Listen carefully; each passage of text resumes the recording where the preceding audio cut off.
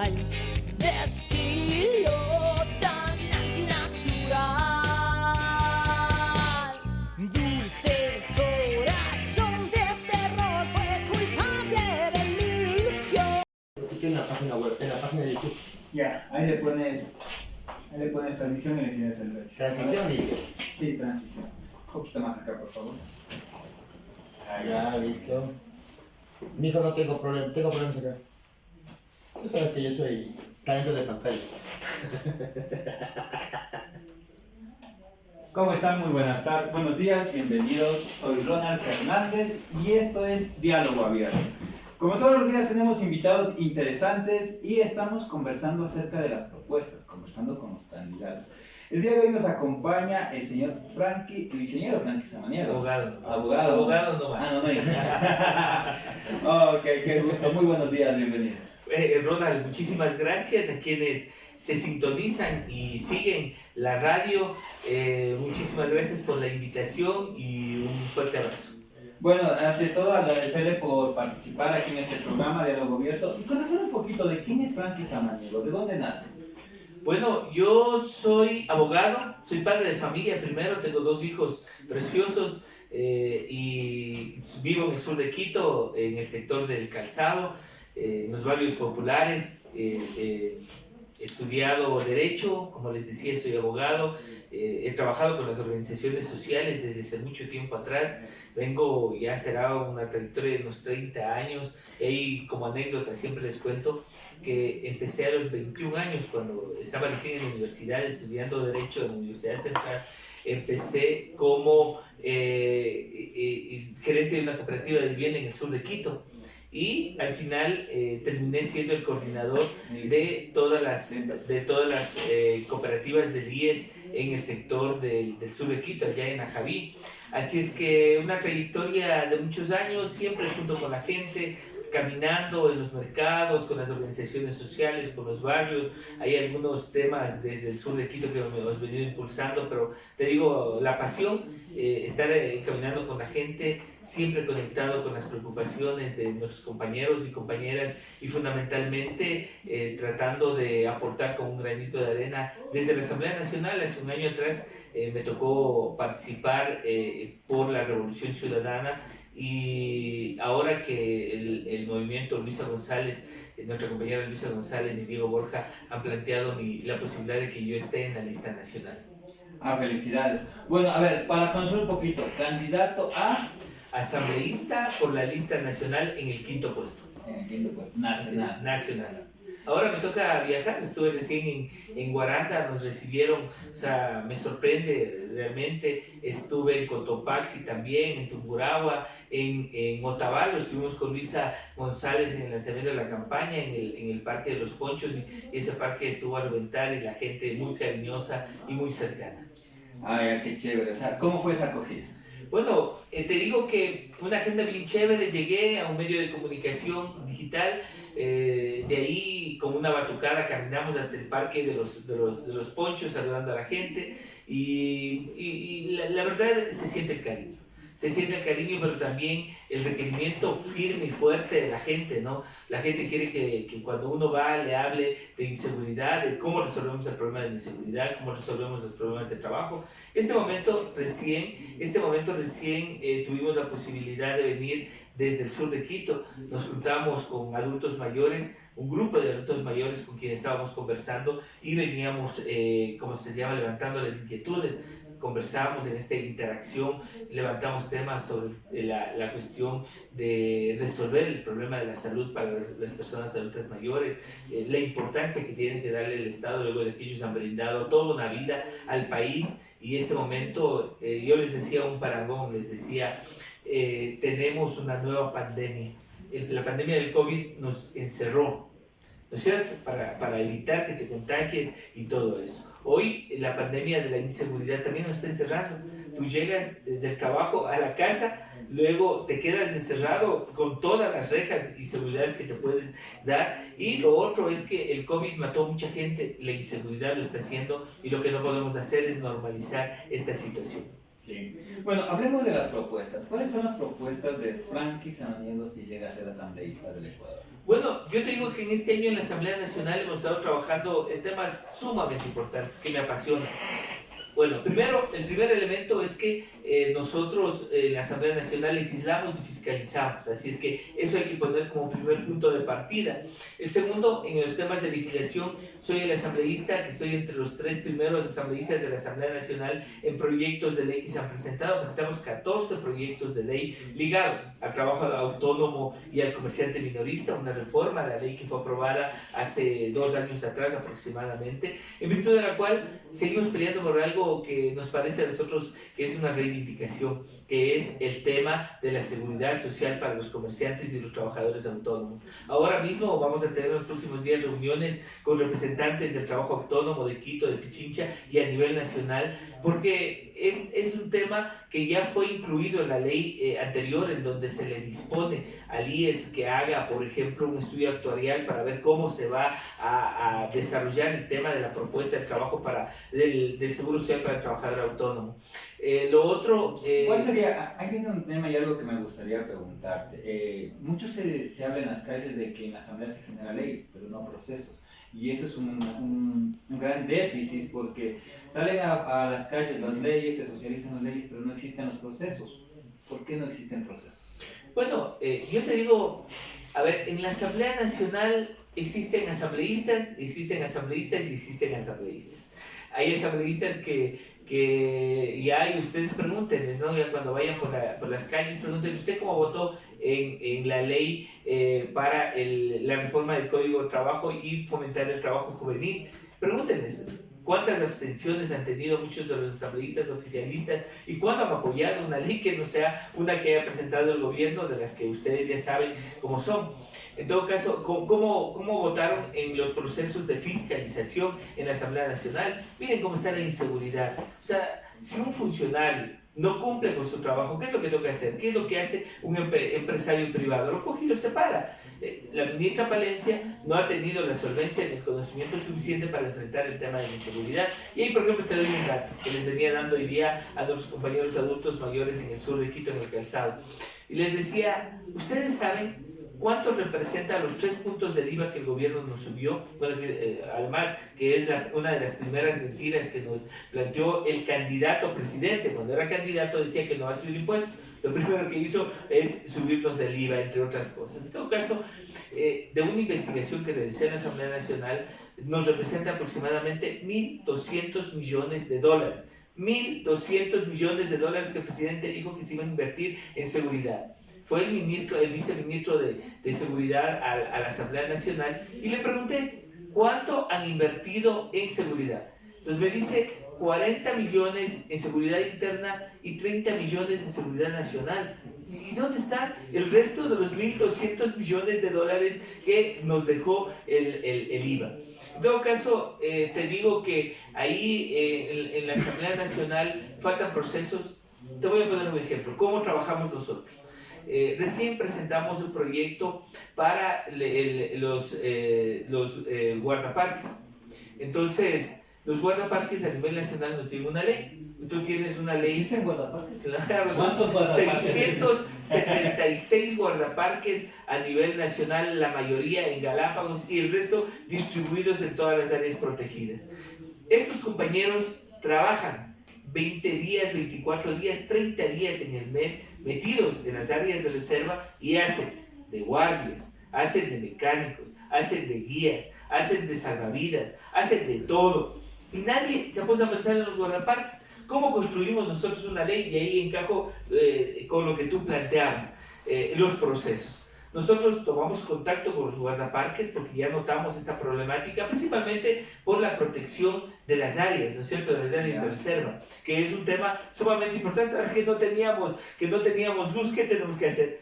Proteger más todavía nuestras reservas, los pajonales, los colchones de agua. Entonces conversamos con ellos y ellos nos dicen, vean, nosotros no tenemos una ley en donde diga cuáles son nuestros derechos, cuáles son nuestras obligaciones, cómo se organiza los guardaparques a nivel nacional dentro de la estructura en el Ministerio de Ambiente, porque el Ministerio de Ambiente nos trata como cualquier funcionario, y nosotros no somos un funcionario porque no tenemos horario. Yo no llego de lunes a viernes, trabajo de 8:30 de la mañana a 4:30 de la tarde, sino que ellos tienen un horario de acuerdo a la problemática, de acuerdo al número de turistas, de acuerdo a la gente que visita, pero además son los guardianes de nuestras áreas protegidas. Y con ellos elaboramos este proyecto de ley. Lo mismo hicimos la reforma a la ley de seguridad privada con FENASPE, la Federación Nacional de Guardias de Seguridad, y hacemos un seguimiento. Lo hicimos con los comerciantes autónomos en Quito. Tuvimos una gran reunión con ellos, con todas las organizaciones, y nos decían lo que había que hacer y por dónde teníamos que caminar. Entonces, eso es lo que ¿Qué es lo que hay que hacer? Lo que nos falta es que, como tú decías, la construcción de una ley es un proceso. Tiene un antes, en donde identificas el problema, un durante que te juntas con los actores y empiezas a trabajar, y un después donde haces el seguimiento. Es más, te quiero comentar, yo tuve ya un periodo anterior en la Asamblea Nacional, y cuando hicimos la reforma a la Ley Orgánica de la Función Legislativa, incluimos un tema que me parece sumamente importante, que hasta ahora con Viviana Veloz hemos conversado para ver que se ponga activo esta situación, y que es la evaluación normativa.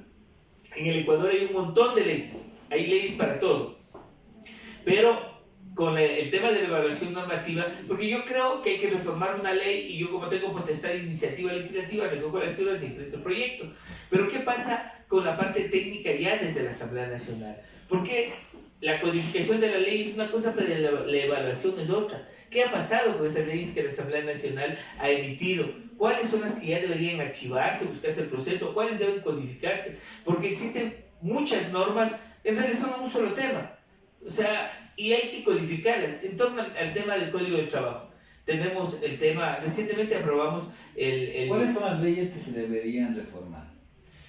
A ver, en la Asamblea Nacional hay un sinnúmero de leyes, pero en nuestro plan legislativo tenemos varias. Voy a resaltar una: el Código de Trabajo, la Ley de Seguridad Social. Es fundamental en este momento, en la crisis que vive el Ecuador. Si nosotros resolvemos el tema de inseguridad, lo segundo es la generación de empleo, ¿no es cierto? Entonces, si no tienes normas claras, reglas claras, que eviten la explotación laboral, que eviten que los que siempre han explotado a los trabajadores sigan haciéndolo, o sea, va a seguir pasando lo que pasó en Furukawa, va a seguir pasando lo que pasó en múltiples espacios. Lo segundo, la Ley de Seguridad Social. No puede ser. Hoy los adultos mayores en el sur de Quito, y te hablo porque hace unos minutos vengo reunido con ellos, nos hablaban primero de la devolución del IVA. Segundo, nos hablaron de la seguridad. Y tercero, de cómo el Estado les ha maltratado en el tema de salud. Entonces, los que tienen seguro social o son jubilados pueden ir al seguro social, ¿no es cierto? A los hospitales de 10, aunque con problemas y todo. Cuando hablamos del adulto mayor vemos múltiples maltratos. El primero es en el tema de un adulto mayor tiene que registrarse para que los impuestos se le bajen.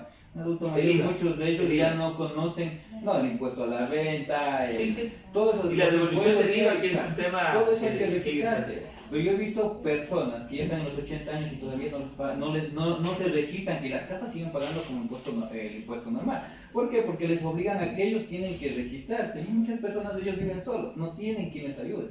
Una gran violación de los derechos del adulto mayor lo vemos aquí en el metro de Quito. Son los únicos que tienen que hacer cola mientras los otros pueden pasar con una tarjeta. Entonces, ¿cómo cambiar eso? Porque al final del día vemos adultos mayores que sí siguen siendo maltratados. Bueno, y en general en el Ecuador, ¿quién no ha sido maltratado? Tú, así tú seas adulto mayor, te vas al hospital y mira, o sea, es una eternidad. Y ahí no se está jugando solo con el tema del maltrato, está jugándose con la vida de las personas.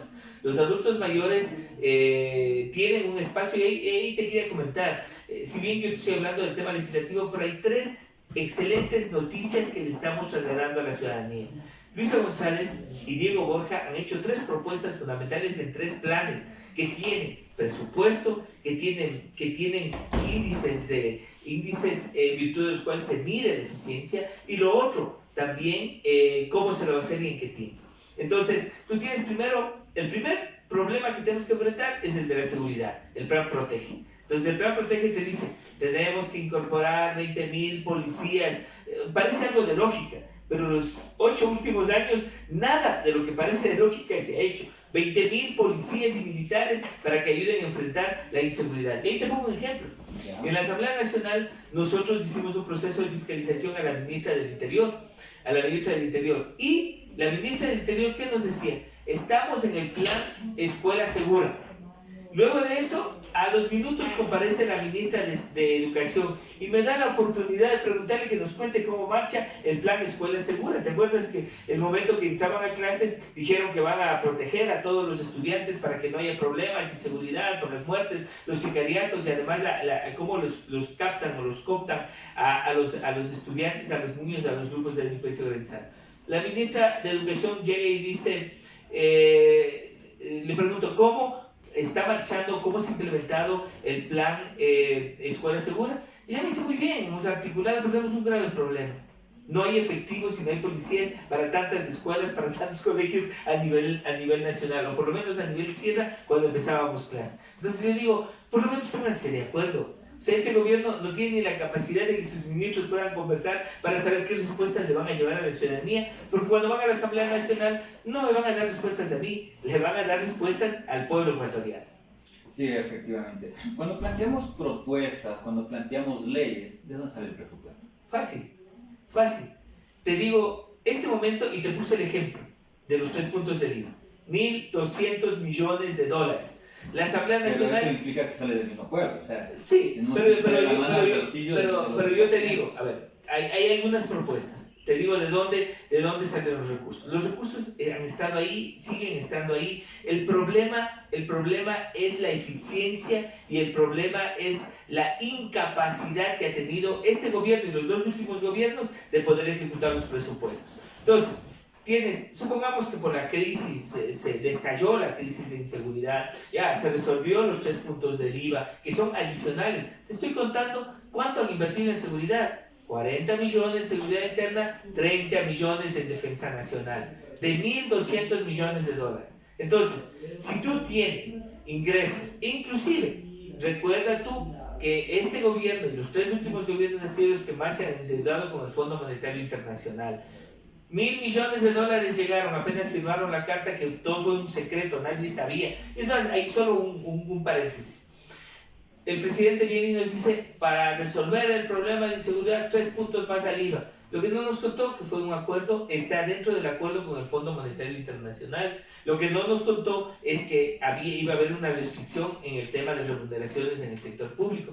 Lo que no nos contó es que con el acuerdo con el Fondo Monetario Internacional, para que vengan recursos del exterior, acordó que se iba a quitar los subsidios a los combustibles. Eso no nos contó. Y lo que hace es plantearnos como salidas a la problemática estos temas que fueron más allá de una propuesta para resolver el problema. Entonces, si tú vas sumando, y es más, solo un ejercicio, todo el mundo ingrese a las páginas de las instituciones del Ministerio de Finanzas y vea cuál es el nivel de ejecución presupuestaria de cada uno de los ministerios. Y ahí te vas a dar cuenta que ahí están los recursos, porque han tenido imposibilidad e incapacidad para ejecutar los procesos de contratación pública, porque no han podido ejecutar. Yo te digo, les dijeron que en este año han entregado, por ejemplo, ambulancias. Esas ambulancias vienen en un proceso de contratación de 2 años atrás, que el mismo Guillermo Lazo no pudo entregar y que se va a dar la vuelta a todo el país diciendo que a todos va a entregar ambulancias nuevas. Entonces, es muy complicado, el Estado no ha invertido y esa retroalimentación de la inversión y la dinamización de la economía no ha pasado porque el Estado haya movido un solo dedo. Claro, pero ahí también tenemos un grave problema. El Estado es muy burocrático. Para nosotros realizar un proceso nos mandan a hacer tantos papeles. ¿Cómo es cuando eres funcionario público? ¿Tienes que hacer los mismos papeles o es mucho más la gestión? Porque también eso hace que muchos de los presupuestos se bloqueen. Estamos viendo que ministerios no cumplen con sus presupuestos, pero también vemos que juntas parroquiales, alcaldías, municipios y otros entes más tampoco cumplen. Bueno, pero ahí tienes un problema. El tema es que el gobierno ha hecho ciertas priorizaciones, ¿no es cierto? Cuando hablamos de exención y exoneración de impuestos, ¿a quiénes va orientado? A los grandes empresarios, no a los medianos ni a los pequeños.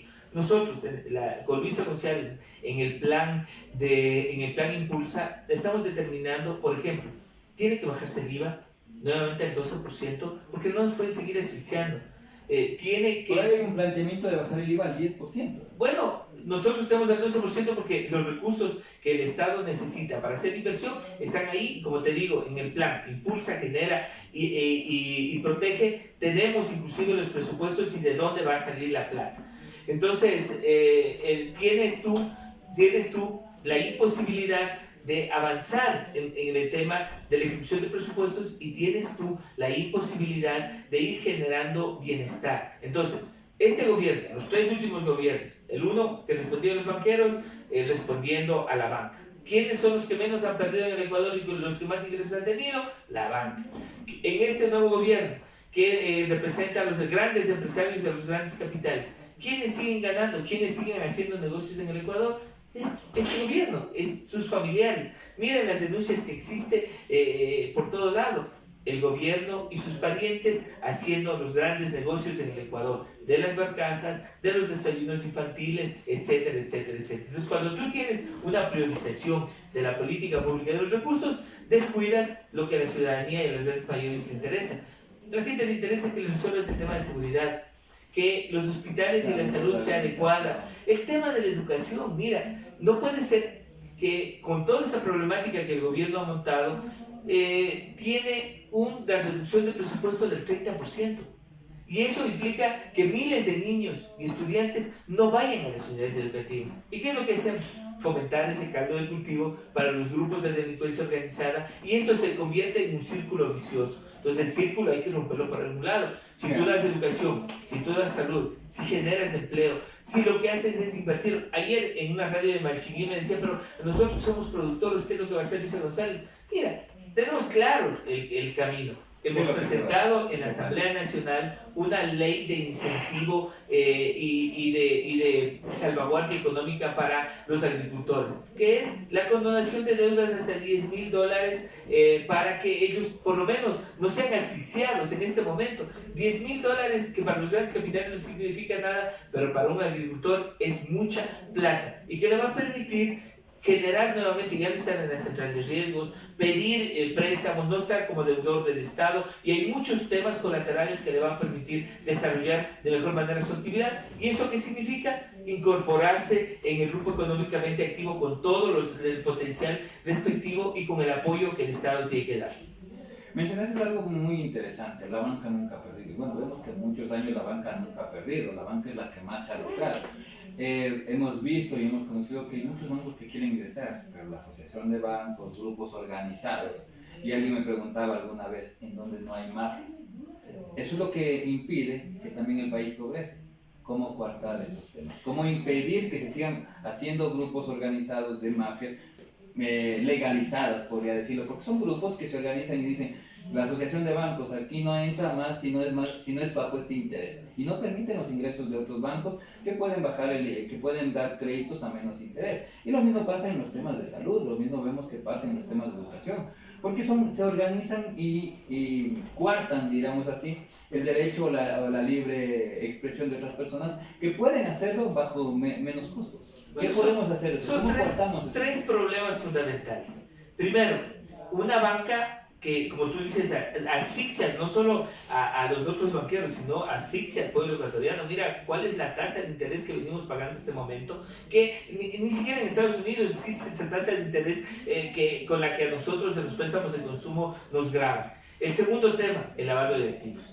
Entonces, todo el mundo, cuando el presidente de la República planteó la ley que no le aprobó la Asamblea Nacional y que era la ley antipillos, que la decía que de antipillos no tenía nada, entonces en esta ley lo que decía es que hay que seguir trabajando para que puedan lucharse contra el tema de los lavados de activos. Y hoy existe también denuncias de que en la banca existiría, porque si no, ¿cómo se mueven las platas? No creo que alguien tenga $10 millones debajo del colchón y no pase nada. Y la tercera, el sistema cooperativo, el sistema comunitario, creo que ha sido uno de los más afectados. Yo creo que el sistema cooperativo puede dar más. Mira, aquí cerca está la cooperativa Codesarrollo, que tiene muchos años, que ha logrado organizarse de tal manera que es ahora un banco, ha pasado de cooperativa a ser banco, pero las pequeñas cooperativas han sido tan estranguladas que muchas han desaparecido. Entonces nosotros debemos tener, yo saludo por ejemplo aquí en Quito, en Pichincha, la posibilidad de tener cajas de ahorro. El gobierno provincial de Pichincha tiene un sistema de cajas de ahorro que manejan $500,000. Entonces es sumamente importante cómo la gente se organiza y es a donde creo yo, el que tenemos que fortalecer, sin desmerecer a la banca, que juegue su rol en la sociedad, regulada por el Estado, que me parece sumamente importante, pero que permita que actores como la economía popular y solidaria, las cooperativas de ahorro y crédito, las cajas de ahorro, funcionen para que se dinamice y los recursos se puedan distribuir de mejor manera, pero que no se haya estrangulado el pueblo ecuatoriano con altas tasas como está pasando en este momento. Frankie Samaniego, ¿qué propone al pueblo ecuatoriano?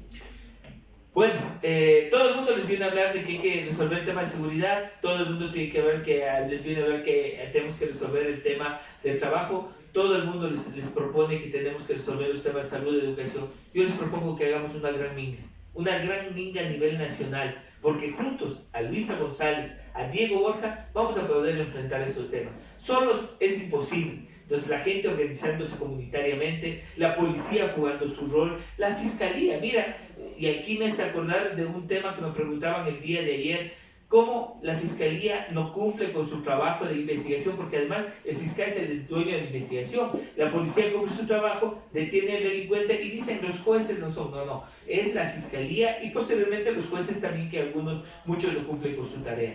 Así es que esta gran línea a nivel nacional es la que tenemos que llevar adelante para generar un espacio, un Ecuador libre de violencia, un Ecuador con trabajo, un Ecuador que no permita que los jóvenes se vayan del país y un Ecuador que permita que se desarrolle la economía de la mejor manera para que volvamos a ser no solo el segundo país más seguro de la región, sino que seamos el primer país referente en la región de desarrollo, de trabajo, y ojalá esos nuevos hospitales que tienen que construirse, ojalá que los medicamentos lleguen oportunamente y ojalá que la gente que venga tenga la experiencia suficiente para poder enfrentar todo lo que estamos pasando.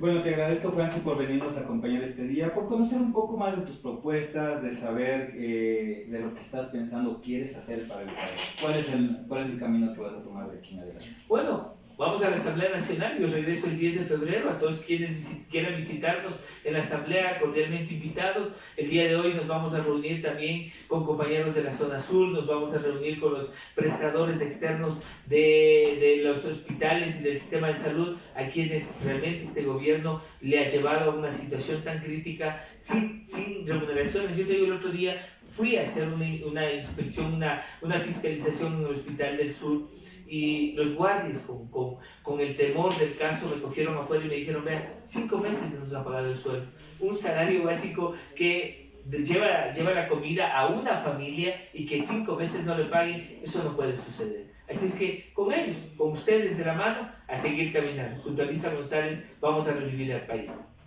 Bueno, soy Ronald Fernández, esto fue Diálogo Abierto. El día de hoy nos acompañó Frankie Samaniego, candidato a la Asamblea Nacional.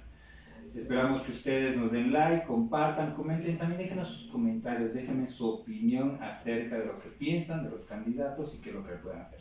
También les invitamos a todos los líderes barriales, sociales, que se sumen al proyecto de Ayu Comunicaciones a formar su propio medio comunitario, su radio online. Así que en Ayu Comunicaciones estamos fortaleciendo la comunicación de los barrios y los líderes sociales. Nos vemos, hasta la próxima. Incontables luces, fuentes de tiempo, ojos y cuerpo de sal. Implacables curvas, fuego violento, mi demonio angelical. De estilo tan antinatural.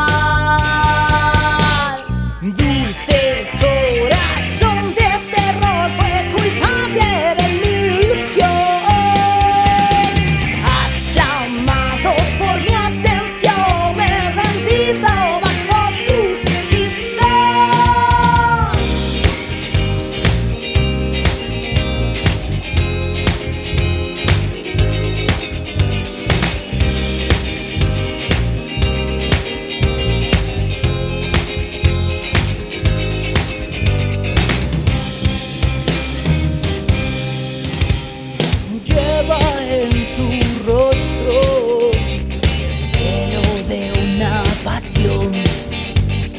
Diáfana mirada, desgarra mi alma, me ahoga y me salva. Y si quieres,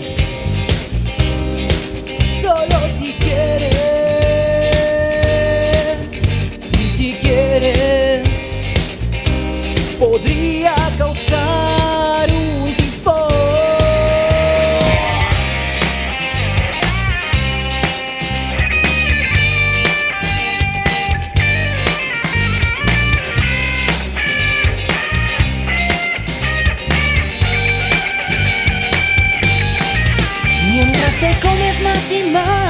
corazón flotamos, entrelazando la sal.